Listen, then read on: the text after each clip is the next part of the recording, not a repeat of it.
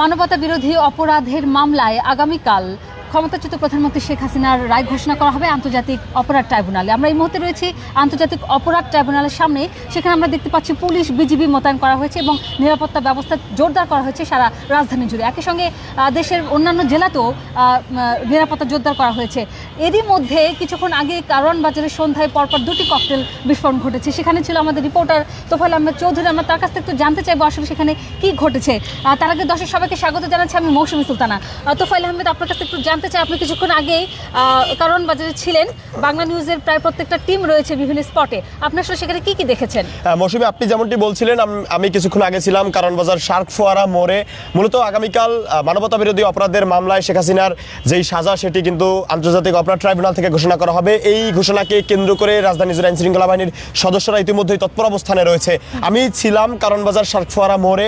সেখানে আমি যেটি দেখেছি মূলত সন্ধ্যা 6:45 নাগাদ যেই শার্ক ফোয়ারা মোড়ের কলাবাগান থানা অংশের সড়কে কিন্তু দুটি ককটেল বিস্ফোরণের ঘটনা ঘটে। পরপর দুটি ককটেল বিস্ফোরণের ঘটনা ঘটার পরপর আইনশৃঙ্খলা বাহিনীর সদস্যরা কিন্তু সেখানেও অতিরিক্ত আইনশৃঙ্খলা বাহিনীর সদস্যদের মোতায়েন করেছে। মূলত তারা যেমনটি জানিয়েছেন যে সন্ধ্যা 6:45 নাগাদ একটি সাদা প্রাইভেট কারে এসে যখন সড়কটি মূলত ফাঁকা ছিল তখন দুটি পরপর ককটেল বিস্ফোরণের ঘটনা ঘটিয়ে তারা সেখান থেকে বাম দিকের যেই সড়কটি রয়েছে, যেটি দিয়ে মূলত কলাবাগান সামনের সড়ক হয়ে ধানমন্ডির দিকে যায়, সেই সড়কে দিয়ে কিন্তু তারা পালিয়ে যায়। এবং আইনশৃঙ্খলা বাহিনীর সদস্যরা যেমনটি জানিয়েছেন যে তারা ইতিমধ্যে সেখান থেকে ককটেলের যেই ধ্বংসাবশেষ রয়েছে, যেমন লোহার পিন এবং কস্টেপ, সেগুলো সেখান থেকে উদ্ধার করেছে। এবং কারওয়ান বাজার মৌসুমী, আপনাকে যদি আরও একটু জানিয়ে রাখি যে বেশ কিছুদিন আগ থেকেই রাজধানী জুড়ে এই ধরনের অপ্রীতিকর ঘটনা রুখে দেওয়ার জন্য কিন্তু ইতিমধ্যে আইনশৃঙ্খলা বাহিনীর সদস্য এবং ডিএমপি কিন্তু রাজধানীর বিভিন্ন গুরুত্বপূর্ণ স্পটগুলোতে প্রায় একাধিক সিসি ক্যামেরা বসিয়েছে। সেখানে সিসি ক্যামেরার ফুটেজ ইতিমধ্যেই তারা সংগ্রহ করছেন এবং তারা সংগ্রহ করার পরপরই তারা আমাদেরকে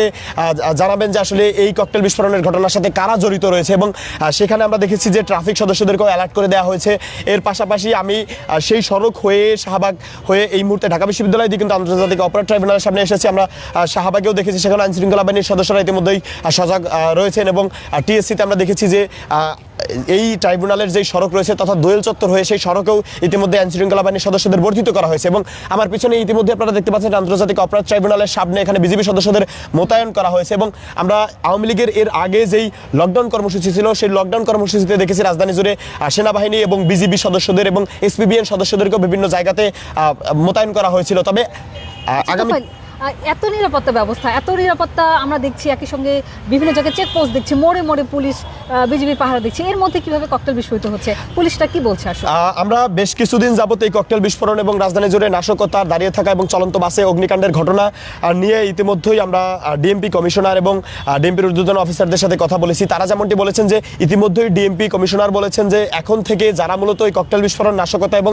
দাঁড়িয়ে থাকা চলন্ত বাসে অগ্নিকাণ্ডের ঘটনা ঘটাবে তাদেরকে দেখা মাত্রই গুলির নির্দেশ দিয়েছেন। এবং এর আগে আমরা দেখেছি যে গাজীপুর মেট্রোপলিটন পুলিশের কমিশনার তিনিও একই নির্দেশনা দিয়েছিলেন। তার নির্দেশনা দেওয়ার ঠিক 3 দিন পরে আমরা এই ডিএমপি কমিশনারের মুখ থেকে এই তথ্য জানতে পেরেছি। এবং তারা যেমনটি বলছেন, বেশ কয়েকটি সংবাদ সম্মেলনের মুখোমুখি হয়েছি আমরা। ডিএমপি কমিশনার সেখানে একাধিকবার বলেছেন যে যারা মূলত এই দেশকে অস্থিতিশীল করার জন্য এবং অপ্রীতিকর ঘটনা ঘটাচ্ছে তাদেরকে চিহ্নিত করে বিচারের আওতায় নিয়ে আসার জন্য তারা সর্বোচ্চ চেষ্টা চালিয়ে যাচ্ছে।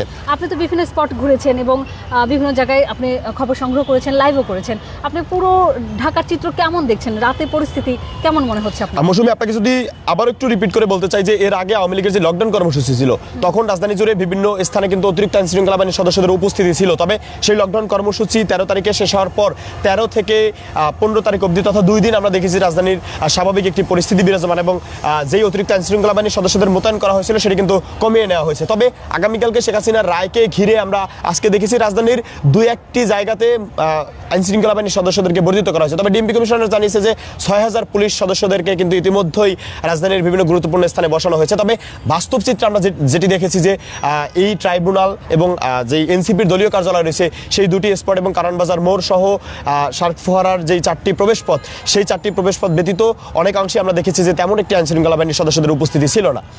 এই কারণে আসলে নাশকতাগুলো ঘটানো সহজ হচ্ছে। আচ্ছা তোফায়েল, আপনি থাকুন বিভিন্ন স্পটে, আমরা রাতে আরও আপনার কাছে নিশ্চয়ই আপডেট খবর পাবো, আবার আপনার সঙ্গে যুক্ত হবো। ধন্যবাদ জানাচ্ছি তোফায়েল আহমেদ আপনাকে। আমি একটু হুমায়ুন কবির মাসুদকে একটু ডেকে নিচ্ছি। আমাদের বাংলা নিউজের প্রত্যেকটা রিপোর্টার বিভিন্ন স্পটে রয়েছেন এবং আগামীকাল যে রায় ঘোষণা নিয়ে সারা দেশের নিরাপত্তা ব্যবস্থা জোরদার করা হয়েছে সে খবরগুলো তারা সংগ্রহ করছেন। কি অবস্থা রয়েছে ঢাকার? মাসুদ, আপনাকে স্বাগত জানাচ্ছি বাংলা নিউজ লাইভ থেকে। আপনি কোন কোন স্পটে ছিলেন এবং সেখানকার চিত্র আপনি কি দেখেছেন? আমি এখন পর্যন্ত আমেরিকান এম্বাসি অর্থাৎ ভাটা থানার ঠিক বিপরীতে যেটি দেখেছি যে সেখানে আইনশৃঙ্খলা বাহিনীর উপস্থিতি আছে। পাশাপাশি আমি কিছুক্ষণ আগে ককটেল বিস্ফোরণের পর যেটি দেখলাম যে এনসিপি যে কার্যালয় বাংলা মোটরে অবস্থিত, সেখানেও আইনশৃঙ্খলা বাহিনী প্রত্যেকটি মোটরসাইকেলে আসলে চেকিংয়ের মাধ্যমে তাদেরকে যেতে দিচ্ছেন, অর্থাৎ তারা নিশ্চিত করছেন যে কোনো ধরনের নাশকতা করার চেষ্টা যাতে না করা যায়, সেই ক্ষেত্রে তাদের যে তৎপর চেষ্টা সেটি তারা করছেন। কিন্তু এর বাইরেও আমরা যেটি দেখলাম যে কারণ বাজার কিছুক্ষণ আগে আমাদের সহকর্মী যেটি বলছিলেন যে কারণ বাজার ককটেল বিস্ফোরণ এমন ঘটনা 13 তারিখের যে লকডাউন কর্মসূচি সেটি ছিল, তবে আজকে কিছুটা ভিন্ন। আমরা কিছুক্ষণ আগেই যেটি জেনেছি যে ট্রাইব্যুনালের পক্ষ থেকে সেনা সদরে চিঠি পাঠানো হয়েছে, যেখানে আসলে সেনাবাহিনীর সাহায্য চেয়েছেন। এর বাইরেও 6000 পুলিশ মোতায়েন করা হয়েছে রাজধানী জুড়ে। সব কিছু মিলিয়ে যদি বলি যে রাজধানীর নিরাপত্তা সহ সারা দেশের নিরাপত্তা নিশ্চিত করতে আইনশৃঙ্খলা বাহিনীর যে অবস্থান সেটি তারা ব্যাপক তৎপরভাবেই চালাচ্ছেন। আর মাসুদ, আপনি তো বিভিন্ন স্পটে ছিলেন, সাধারণ মানুষের সঙ্গে কথা বলেছেন কিনা, তাদের কোনো প্রতিক্রিয়া বা মন্তব্য কি পাওয়া গেছে কিনা? হ্যাঁ, আমি আসলে বেশ কয়েকজনের সঙ্গে কথা বলেছি। তারা যেটি বলছেন, সাধারণ মানুষ যেটি বলছেন যে তাদেরকে আসলে আতঙ্কিত করতে আসলে যে এই কার্যক্রম সেটি আওয়ামী লীগ করছে। অর্থাৎ তারা একটি বিষয় বলছেন যে আওয়ামী লীগের যে কার্যক্রম, সেই কার্যক্রম আগুন সন্ত্রাসের যে ঘটনাগুলো ঘটছে, বিশেষ করে শেষ কয়েকদিনে লকডাউন কর্মসূচির 3 দিন আগে থেকে শুরু করে যদি বলি যে এই কর্মসূচিগুলো আওয়ামী লীগ দিচ্ছে, সেখানে নাশকতার ঘটনা ঘটছে। আসলে জনগণ ঠিক আগের মতো করেই বলছে যে আওয়ামী লীগ আসলে ভালো হবে না। আমি একজনের সঙ্গে কথা বলছিলাম, তিনি বলছিলেন যে আওয়ামী লীগ আগেও যা ছিল এখনও তাই আছে, তাদের ভালো হওয়ার কোনো চিত্রই দেখছে না তারা। সব কিছু মিলিয়ে আপনি তো রাতেও থাকবেন, আপনি থাকুন।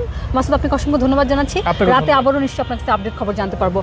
আমার সঙ্গে যুক্ত হবেন দর্শক, আপনারা যেখান থেকে দেখছেন, আমরা এই মুহূর্তে রয়েছি আন্তর্জাতিক অপরাধ ট্রাইব্যুনালের সামনে। আমরা এর পরবর্তীতে আবার যে আপডেট খবরগুলো সেটা আপনারা জানিয়ে দেবো। আমরা পুরো বাংলা নিউজ টিম রয়েছি মাঠে এবং বিভিন্ন স্পটে আমরা কভার করছি। যখনই কোনো আপডেট ঘটনা ঘটবে বা আপডেট কোনো খবর আমরা পাবো, সাথে সাথে আমরা লাইভে যুক্ত হয়ে আপনাদেরকে জানিয়ে দেবো। ততক্ষণ পর্যন্ত আপনারা সবাই বাংলা নিউজে থাকবেন, বাংলা নিউজে চোখ রাখবেন আপডেট খবর পাওয়ার জন্য। যেখান থেকে দেখছেন সবার জন্য শুভকামনা, সবাই ভালো থাকবেন।